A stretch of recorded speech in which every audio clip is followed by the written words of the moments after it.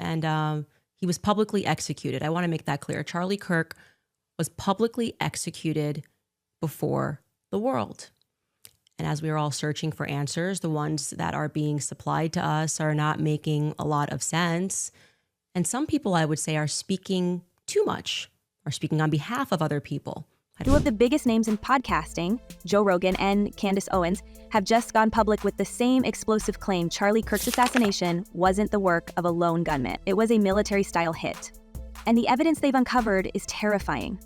On September 12, 2025, just 2 days after Kirk's tragic shooting at Utah Valley University, Rogan tore apart the official story on his show, calling the idea that Tyler Robinson disassembled a World War I-era rifle to fit inside a backpack physically impossible.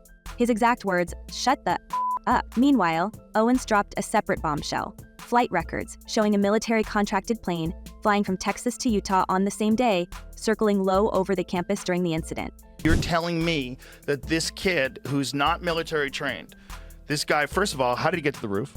How come nobody was looking? How come nobody was there's a direct line of sight between where he's sitting and those roofs? You guys didn't check? You don't have a drone? That's insane. So he's on the roof, he shoots, he jumps from the roof. He jumps down 14. We can see why this immediately sent shockwaves through the commentary world. The official story, pushed by state and federal authorities, was simple. A 22-year-old student radicalized by online rhetoric carried out an impulsive act. But that version is now crumbling under scrutiny. Rogan, typically skeptical of political narratives, pointed out the absurd mechanics of the alleged weapon. The rifle in question, a century-old bolt-action relic, would be nearly 4 feet long with fixed parts requiring tools to detach. To disassemble, conceal, climb a building, and then reassemble under pressure is, as he said, just not real life. His listeners flooded forums and threads, citing veterans who agreed the timeline was impossible. Owens, for her part, turned from technical analysis to logistics, focusing on the aircraft that no one in law enforcement had mentioned publicly. According to flight data she presented, the craft belonged to a contractor frequently linked with federal training operations. For information to research and to investigate, and nothing is making sense. Now, it could not be making sense because we've not arrived at the conclusion. The FBI, I will say, has recently come out and said they're looking for another person. Good, because what we have so far obviously cannot be it. I feel The FBI's own documentation raises further questions. Their first suspect description, issued on September 11th, referred to a figure in full tactical gear. Yet Robinson was arrested in jeans and a t-shirt, his only weapon an antique rifle, supposedly inherited from his grandfather. Utah's Governor Spencer Cox publicly confirmed that Robinson came from a conservative family but had been deeply indoctrinated with leftist ideology. That statement, intended to establish motive, only made the mechanical impossibility stand out. If Robinson was not trained, how did he execute a precision rooftop strike with an outdated weapon in front of thousands without being seen? Owens then added an element that reframed everything. 3 separate individuals confirmed receiving messages from Kirk on September 9, just 1 day before the event, warning, "They're going to end me." 2 of those messages, she claimed, exist in writing. It is the kind of warning that investigators normally treat as critical evidence of premeditated targeting. Yet the texts were never mentioned in court filings or the initial press briefings.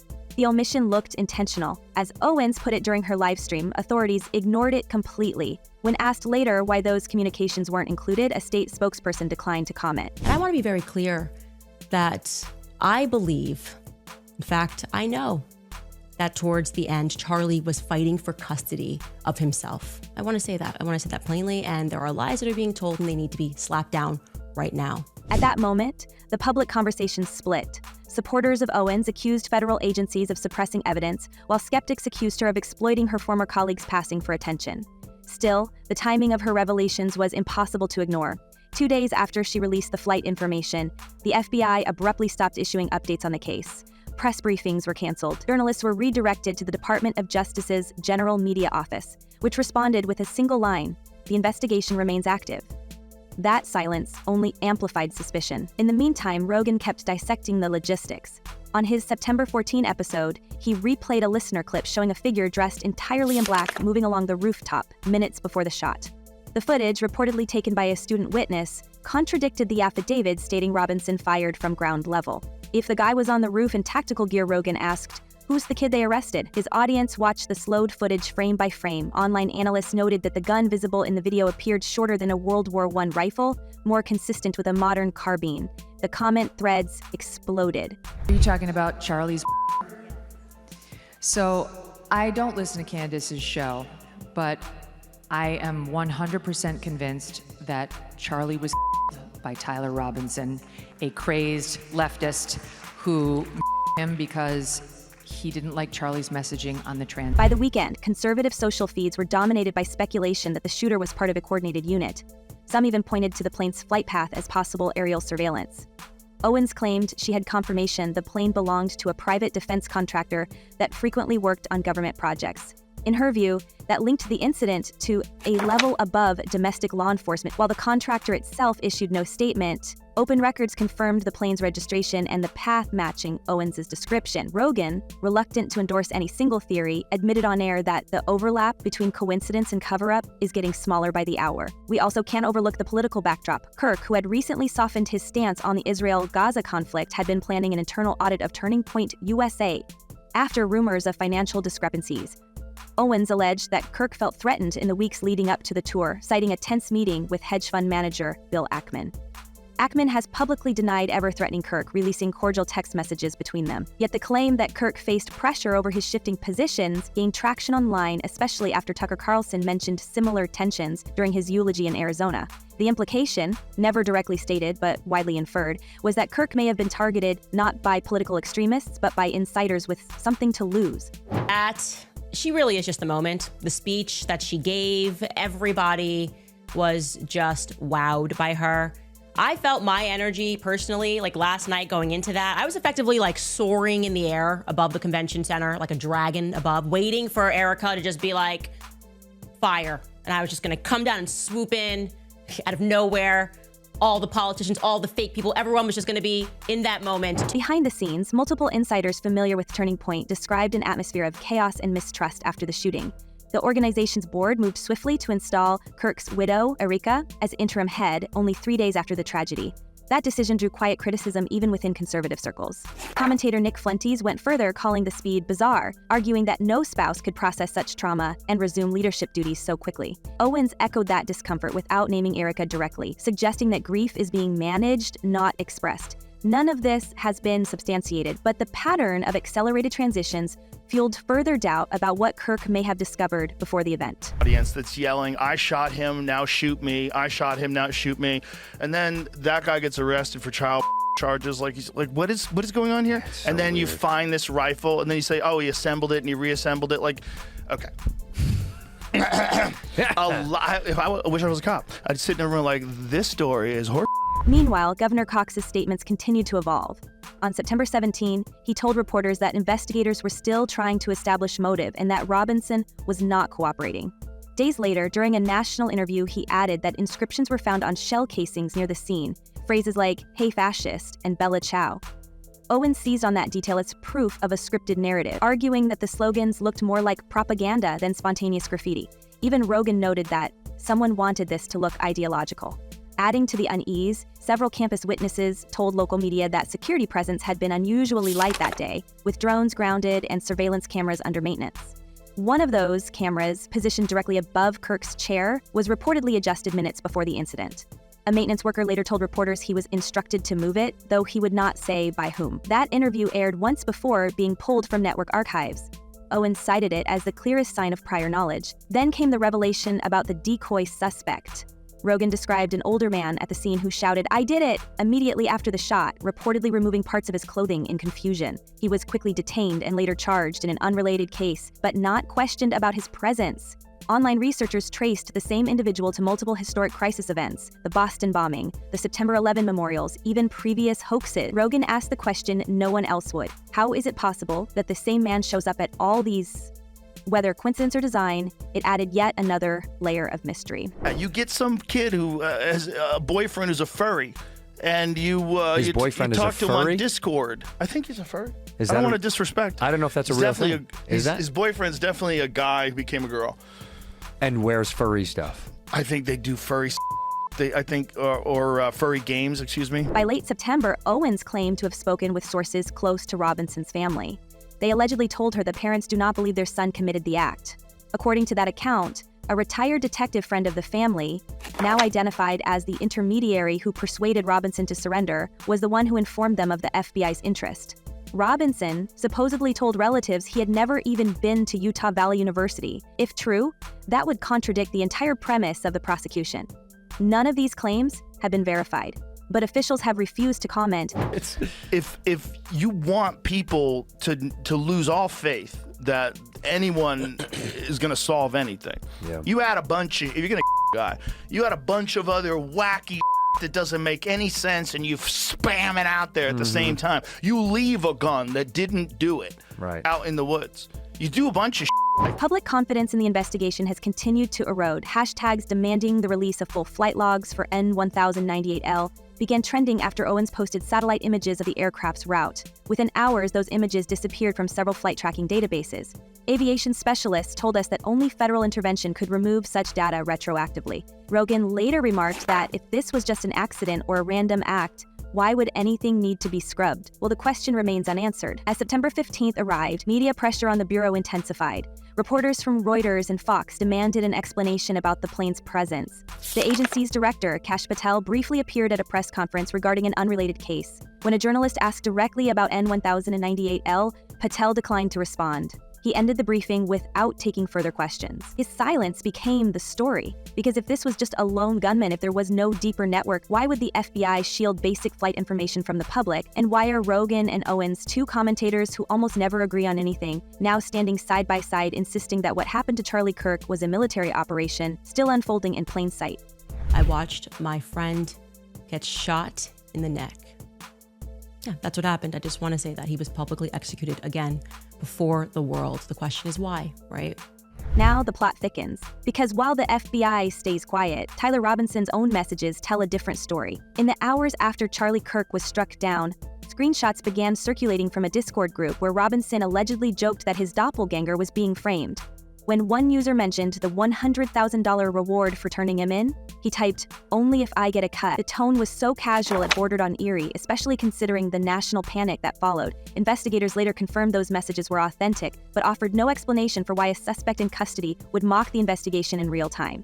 And here's where Owens escalated it. According to her, the preliminary ballistics analysis doesn't match the rifle officials claim was used. She insists the report cites a modern suppressed weapon, a configuration impossible for a century-old bolt action. If that's true, then we're left with one chilling question. Who fired the real shot? As we started connecting those dots, another pattern emerged: the money trail. Owens released what she described as internal Turning Point USA documents showing millions of dollars in unaccounted funds. Kirk, she said, had discovered the discrepancy and scheduled a board meeting for September 13, 3 days after the attack, to confront the issue head-on. Insiders told her that he planned to demand resignations and begin a forensic audit. He never got the chance. Within 72 hours, his widow, Erica, was announced as interim director, signing off on the group's next media partnership. Owens questioned how any grieving partner could make such a swift executive transition, asking whether Kirk's demise had cleared the way for silence rather than reform. The organization itself released a brief statement calling the claims offensive and false, but it did not address the missing funds or the alleged audit meeting. Up in a way that, like, okay, you're saying something that's actually factually inaccurate, according to the narrative. Now, let's be real clear. I don't necessarily think they know what's going on yet. There's a lot of weird going on. Meanwhile, Rogan's tone shifted from disbelief to outrage. During one of his longest rants to date, he repeated the same question over and over: where's the rifle? The FBI had promised transparency, yet weeks later the weapon was still unseen. No photographs released, no serial data, no forensic demonstration. If Robinson used it, why hide it? And if it truly existed, why would the ballistics not line up? His listeners flooded comment sections demanding proof. But all that surfaced were generic stock photos from evidence archives, none traceable to the actual case. Rogan's conclusion was blunt. Either they lost it or it was never there to begin with. Like, the more they keep looking into it, the more they're like, this doesn't feel like a real... It feels super fabricated. But here's the thing. Just like I was talking about when people are arguing on social media, it's all part of the plan. If you want... The official silence only fueled more digging. Independent journalists unearthed references to a second firearm found near the university's maintenance shed, a suppressed semi-automatic with partial fingerprints that didn't match Robinson. That discovery, quietly noted in one police report, was never mentioned again in federal filings. Owens seized on it immediately, arguing that this was the true weapon, possibly fired from the rooftop visible in the leaked footage. She accused federal agents of bearing that information to preserve their lone shooter theory. When reporters reached out to the Bureau for comment, their press officer replied that all evidentiary materials are accounted for. No photos, no explanation, no follow-up. Then came the whispers about internal leaks. A Utah state official told one newspaper that local investigators had been pressured to stand down once federal authorities arrived. The same week, Rogan read that line aloud on his podcast, saying, "If that's real, it means someone higher up wants this closed fast." The statement resonated because of timing. 3 separate witnesses had already told Owens that federal technicians removed surveillance drives from the campus less than 24 hours after the attack. No court order, no chain of custody, and those drives have not resurfaced since. While the media chased headlines about political division, the financial subplot grew darker. Sources close to Turning Point claimed that corporate sponsors were instructed to route donations through a new foundation under Erica Kirk's name. The paperwork, filed just 1 day after the memorial service, shifted millions in annual revenue to a separate entity. Owens labeled it the smoking gun, suggesting that Charlie's planned audit would have exposed this restructuring. Again, none of it has been independently verified, but the timing left many uneasy. Still haven't figured out whether or not the gun that shot Trump had a sight on it, because we weren't sure if it had a sight on it or if this guy was using iron sights. That was 140 yards. If you shot it with iron sights, that's a lot harder. By late September, social media turned the mystery into a full-blown movement. Hashtags demanding the release of the plane logs, the rifle, and the unedited security footage began trending nightly. Rogan added fuel by pointing out that multiple agencies had jurisdiction over the Utah airspace that day, meaning the FBI could not legally restrict the flight data without Pentagon cooperation. "That's not local policing," he said. "That's military coordination." The clip went viral. Owens echoed him the following morning, claiming she'd spoken to a former defense contractor who confirmed that the same tail number, N198L, had appeared in training exercises tied to counterintelligence units. Whether true or exaggerated, the details spread faster than any official statement could contain it. From there, every unanswered question seemed to breed 2 more. Why did the eyewitness who filmed the rooftop shooter vanish from interviews? Why did the crime scene undergo construction maintenance less than a week later? And why did the Bureau refuse to confirm whether Robinson's prints were actually on any firearm at all? Each gap became its own mystery, amplified by podcasts, blogs, and forums that no one in authority bothered to address. The silence felt coordinated, almost rehearsed. Toast. But she didn't call for war. Erica did not call for war. In fact, she did the exact opposite, which is what was so stunning. It was unbelievable. The forgiveness that she granted, the strength that it took for her to call for that forgiveness, it's just unmatched, and it really made a difference. And I was being serious when I tweeted that I think it was the most consequential speech in American history. And even though skeptical of Owens's motives couldn't dismiss Rogan's consistency, he was not calling for conspiracy, he was calling for transparency. "Show us the evidence," he said on his October episode, "or admit you don't have it." That challenge, simple as it was, struck at the heart of the investigation. Because if the bullet came from a modern suppressed rifle, and if the alleged shooter's antique weapon doesn't match, then everything about the case collapses. And when 2 of America's most watched commentators converge on the same conclusion, we have to wonder if this story is far from over. Rogan and Owens aren't just asking questions anymore. They're accusing the FBI of a full-scale cover-up. And if they're right, this wasn't an impulsive act by a confused young man. It was an execution designed to look like one. The only question left is, who ordered it? Was it political, financial, or something buried even deeper inside the machine? Tell us what you think in the comments, because the louder the public asks, the harder it becomes to hide. Until next time, stay sharp, stay skeptical, and remember, in stories like this, the truth always leaves a trail.